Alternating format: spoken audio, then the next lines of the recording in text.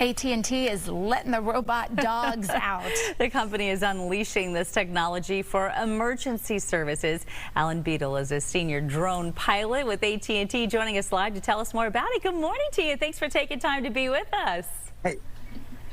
Oh, absolutely. Good morning. It's kind of a hard act to follow, but I'll do what I can. Well, it certainly isn't a furry friend. Tell us about this guy. I want to say he's creepy, but he's got an incredible mission, so I can't.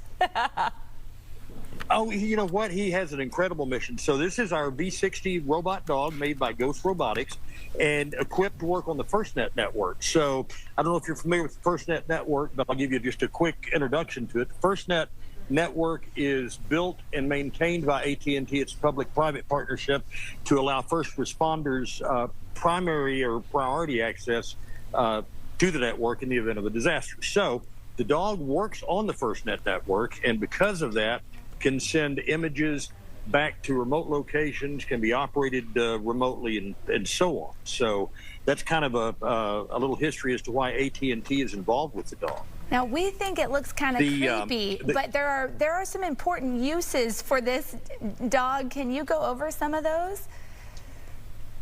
I'll be happy to, and if it helps him look less creepy, his official name is Payload. Okay. Giving him a name helps. Yeah. Well, but I have my own pet name for him. Don't tell anybody, but I like to call him Fluffy. Oh, I find that hard to believe. I'm just kidding. Little personality. Yeah. So let me talk to you about some of the capabilities. So again, first responders in the military can utilize this dog after disasters. Anytime it's safer or more efficient to use a machine instead of a human, that's when the dog comes into play. We have various types of payload attachments that will go on top. In addition to the 6 cameras built into the dog, we can put thermal cameras. We have a gripper arm.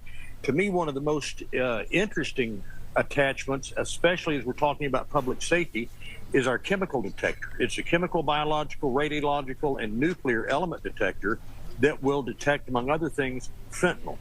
And we all know, fentanyl is a terrible thing to deal with. By putting the detector on the dog and sending the dog in, you don't risk a human possibly becoming contaminated. So, there's a couple of the attachments and use cases. Think about after a disaster, if there's rubble, and again, it's not safe to send a human in, we can send the dog in with cameras, relay the information back to the command post, whether it's across the street or across the country. The information is secure, it comes across on the FirstNet network and allows the commanders and the people in charge to make good decisions based on the data gathered by the dog. I tell you what, you have completely sold me. I have moved from creepy mode to fascinating. I mean, how incredibly helpful in certain situations, and can go over any type of terrain, right? Which would be super helpful. I wish that we were kind of out in the boonies so you could see it, because it's really impressive to watch this dog navigate not only uneven terrain, but stairs. The dog is programmed to go into stair mode, and he uses a combination of radar and visuals from those cameras, and he can actually navigate stairs better than I can. It's amazing. Wow. We've had him out here at headquarters and run him, up and down several flights of stairs. He never misses a step. That's incredible. Is that another dog barking at it right now, Alan? That probably is. I don't see. Oh, I see. Yes, it is exactly another dog. And it's funny to watch the real dogs interact with him. They either love him or they hate him. Yeah, but see, you don't have a mess to clean up, so you're lucky.